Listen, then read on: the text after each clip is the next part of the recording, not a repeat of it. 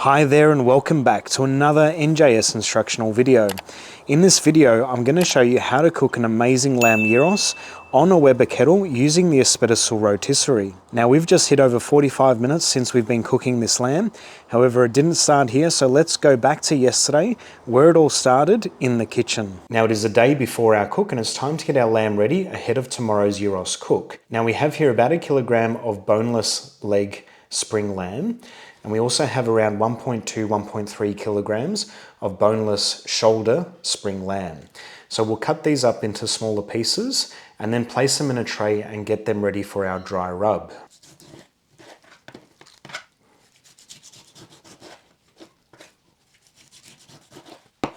And you'll notice that I actually haven't done much trimming, so we'll do a little bit along the way as we go. So some of this fat, for example, can come off. However, we do still want some fat on the lamb, so as it cooks, that fat renders down and gives a really nice juicy meat.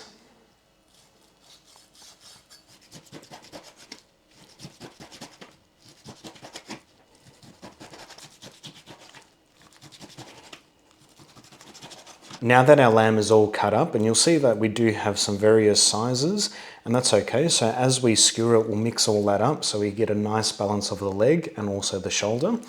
Now, before we apply our dry rub, we'll apply some olive oil all around our meat, and that'll just help act as a binder for our dry rub. Now, for our dry rub, I'll be using a mix of lamb gyros rub, which we have here.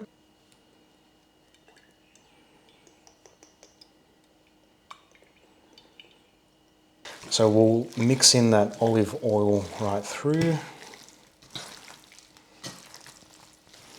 We'll grab our dry rub and start applying that. And be quite liberal with your rub. Then we'll grab some oregano and grab a little bit, a pinch worth, and just sprinkle it on. And just repeat that process. And we'll mix it all in again.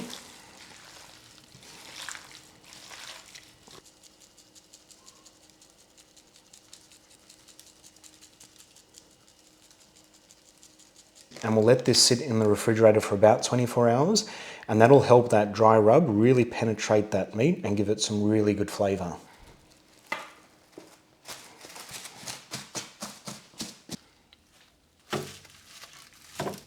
Now let me show you how I've set up the Weber Kettle for today's lamb gyros cook. We've also installed a hinge for our lid, which allows us to open it and pivot it and also hold it in position. And if you'd like more information on how I installed that, check out the video in the link above. And for our cooking fuel, we'll be using premium quality lump charcoal. Now the charcoal has been positioned towards the back half of our Weber Kettle, and you'll also notice that I've got the bottom vent fully closed, and also our top vent will be fully closed for this cook. So the only air going in and also out of our kettle will be whatever air gap is between our lid and also our main body.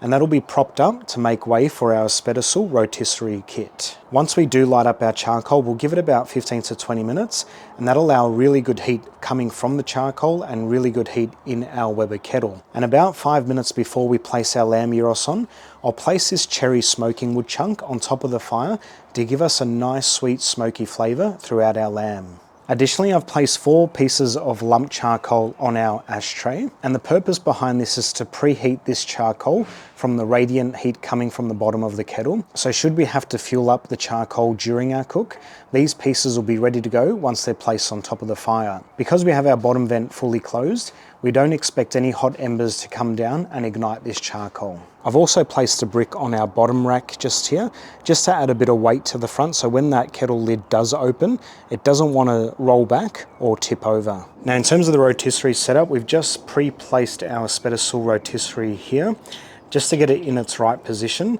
Now I have marked the halfway point on our long rod skewer of where it sits when sitting on our Weber Kettle.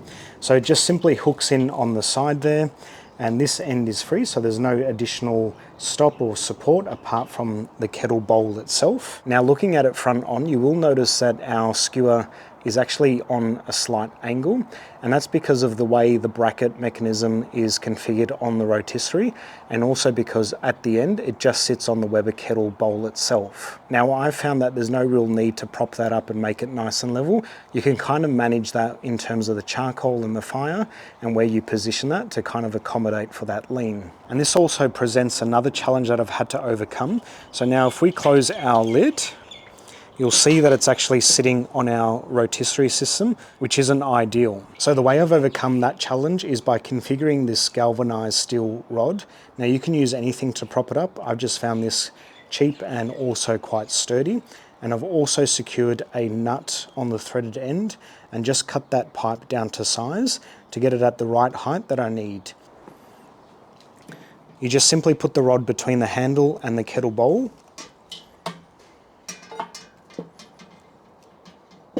And then that way you can rest the lid on the actual nut itself, and that also prevents that sharp edge from digging into the pipe and vice versa. And that gives us enough clearance on both sides to prevent the lid from resting on our rotisserie system.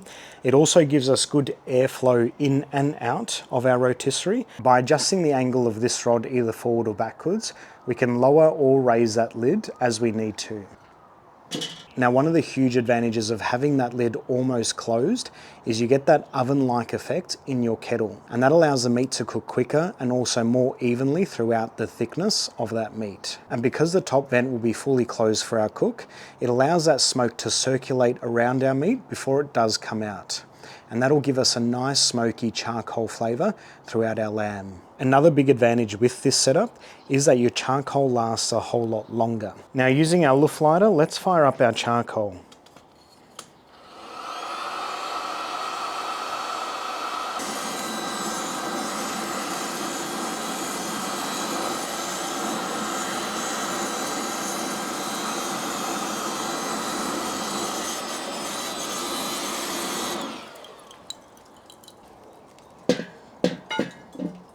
Now we've just taken the lamb out of the refrigerator. It's time to start skewering it up.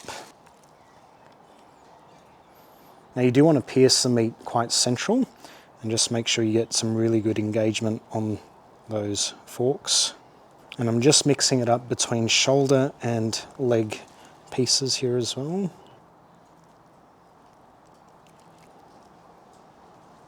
So we've skewered all the lamb, and I have pressed the meat in together as much as I could, and that's really important because when it comes to carving, it'll just be a lot easier to carve.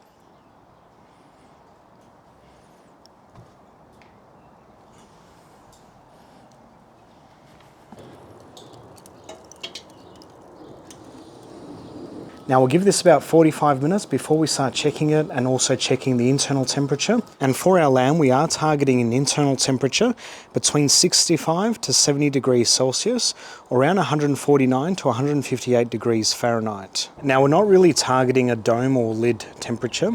However, you can see that we're up towards a 170, almost 180 degrees Celsius mark, around that 340, 350 degrees Fahrenheit. Now it's been around 45 minutes, so let's have a look at our lamb and see how that's cooking. The lamb is looking sensational. We've got a really nice colour that's happening. It's cooking nice and evenly as well. And we don't really have any burn spots, which is also another positive. So we're not getting any of those flare-ups, which is good. So by placing those charcoals towards the back, we do prevent those flare-ups from happening. So let's start probing it for temperature just to get a feel for how it's cooking. 47, 52, 47 there as well. So we still have a little bit to go. We'll give this another 15 minutes or so and check in at the 1 hour mark. Now we've just hit the 1 hour mark, so let's start probing it again for internal temp. It's got about 50 degrees Celsius there, about 55 there, about 56. So let's do the outside. 70, 65, 61. So we'll give this another 5 minutes. We'll then take it off, do our first cut, try the meat, see what it tastes like. We'll put the rest back on to allow that to cook right through. So we're at the 1 hour and 5 minute mark. Let's take off our lamb gyros for the first cut.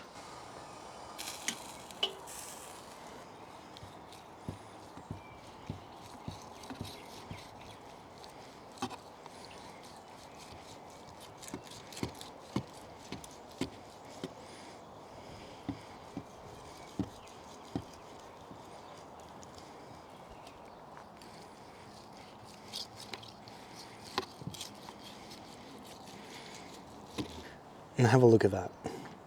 Let's give it a taste test.